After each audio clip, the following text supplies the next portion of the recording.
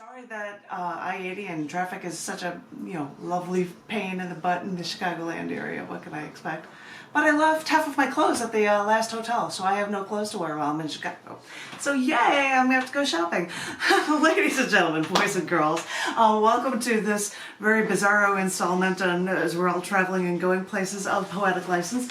I carry things along with you. I don't know, nobody can see them because, I can see them in the glare. Poetic License. Hi there, ladies and gentlemen, boys and girls. Welcome, welcome. It's great to see you guys.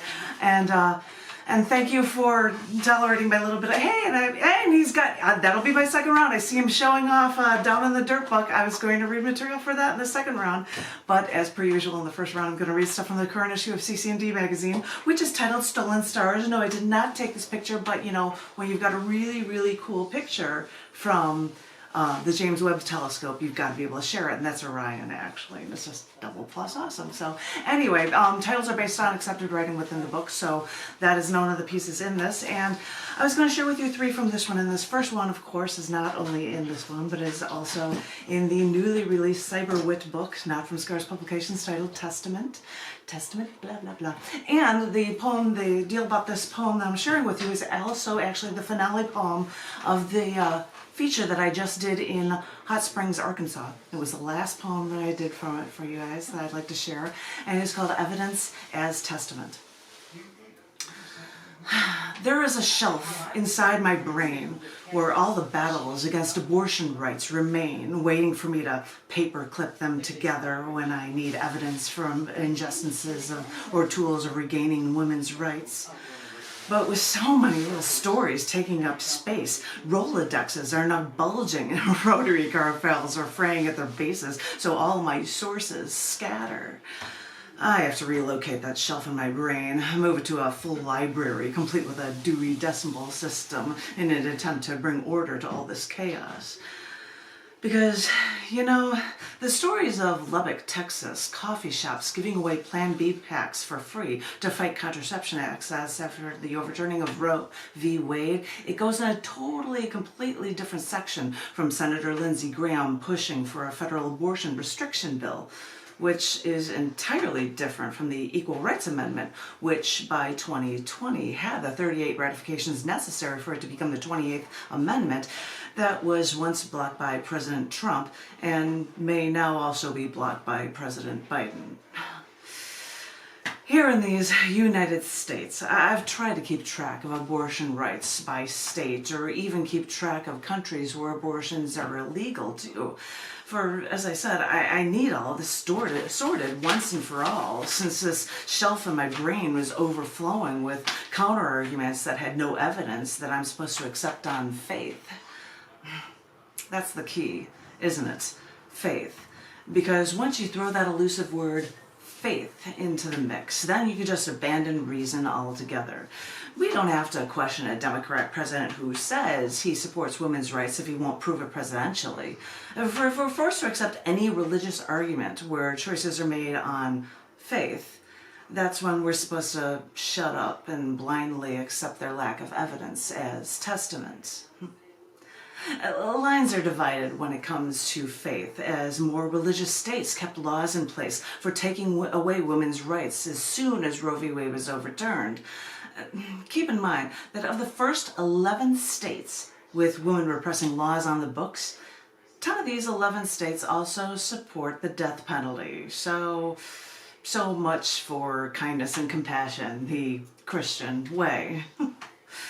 After this happened, paperclip these thoughts. They take away rights from living, breathing, viable human beings, i.e. women, like those who birthed these religious zealots who chose inequality for women everywhere in life, in order to protect a non-viable clump of cells.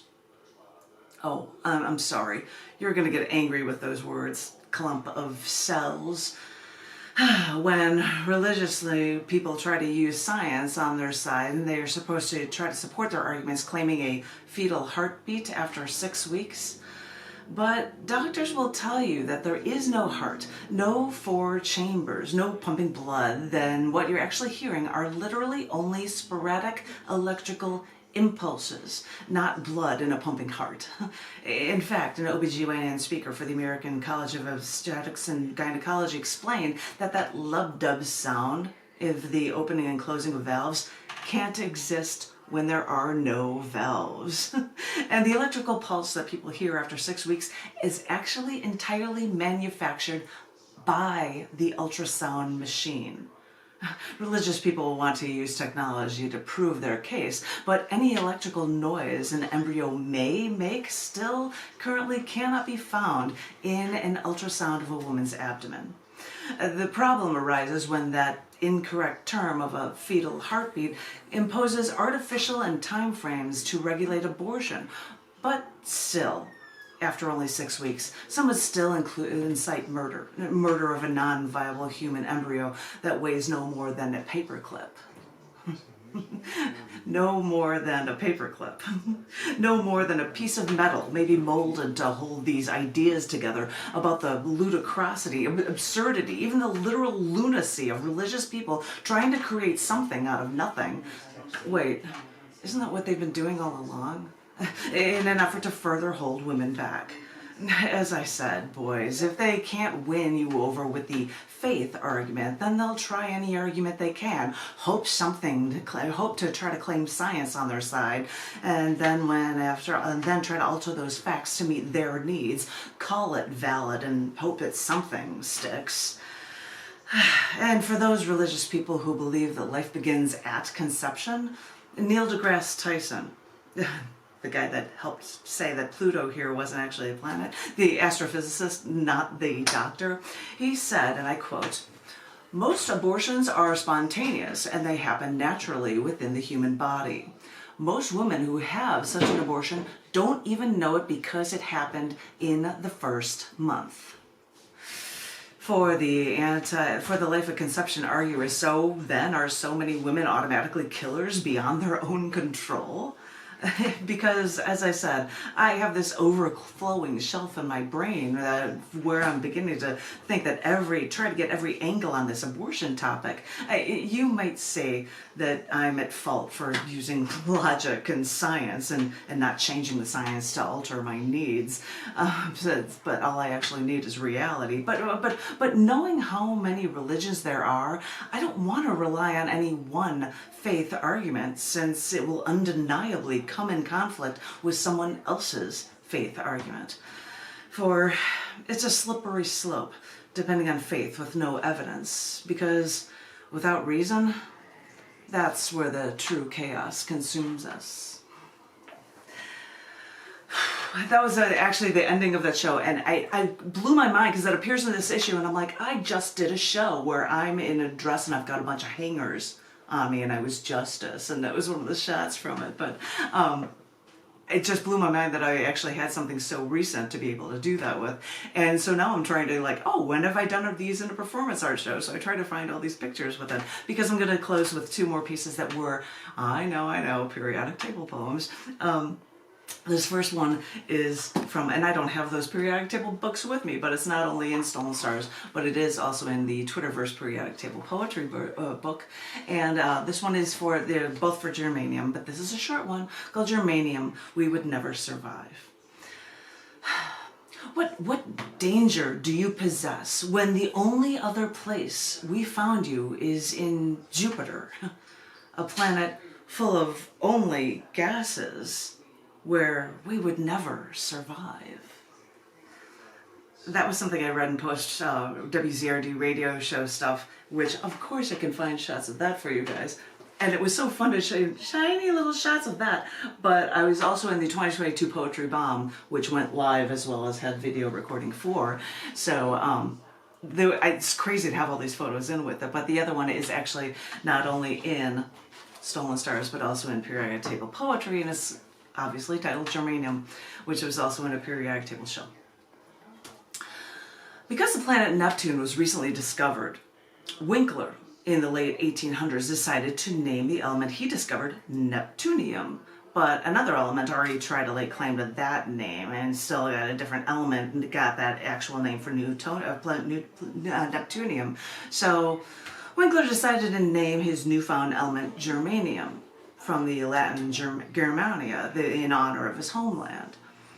Germania is known for, or germanium is known for its highly refractive elements along with its low optical dispersion, making it perfect for things like low-angle camera lenses, but it's also used for microscopy and for the core part of our optical fibers.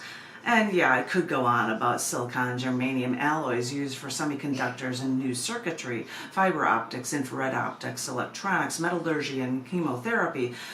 But when I heard the word chemotherapy, I started looking into it, because when it comes to chemotherapy, germanium's role in cancer treatment has been widely debated. The American Cancer Society found no evidence, though, that germanium helps to fight cancer, and the U.S. Food and Drug Administration found that when germanium was a nutritional supplement, germanium even actually, quote, presents an potential human health hazard. And I'm sorry, when I hear germanium, I think Germania, and I know that Germania was the Greek and Latin geographic term for the region, but it also made me think of the world capital, Germania, with Adolf Hitler's vision for a future of Germany, with the projected renewal of the German capital Berlin during the Nazi reign. And Albert Speer, the first architect of the Third Reich, and probably the only architect, produced many of these plans for this rebuilt city, but only a fraction were realized. The Berlin Olympic Stadium for the 1936 Summer Olympics was built. Speer also designed a new chancellery with the hall twice as long as the Hall of Mirrors in the Palace of Versailles. But the second chancellery was destroyed by the Soviet Army in 1945, and almost no other buildings planned for Berlin and Hitler's Germania were ever built. Some compounds of germanium are highly reactive and very dangerous to humans, even on exposure. I mean, germanium has similarities with the elements arsenic, used for chemical weaponry, and antimony, another toxic chemical element. So maybe it makes sense I can't help but equate it with Hitler's plans that followed mass genocide. So I have to keep reminding myself that of the uses for germanium in electronics, and remind myself that its most notable physical characteristics of germanium are for wide-angle camera lenses, which the photographer and me can't help but love. Because although germanium may have some bad connotations, it can also do things to help us out in our lives so much as well. I know, you were getting a history lesson at the same time. I think this was back in the day, back at the open mic that I'm going to be doing next Wednesday for a thing, and I was going through and reading all these things. So if you wanted to know, it's element number 32, because I had that on my display for it. But there was your installation of your periodic table poems. John, you know your list. I've got the list, and then Therese and then Jim will follow, and I will remember to do these things. And I might come in and sneak in with a round 2 because I came late. And thank you guys for listening so much. So I hope that our Zoom host, thank you so much for reigning the helm and for the first half hour. Sorry I was late. So I hope you are ready, my darling, and I look forward to hearing from you. Take it away.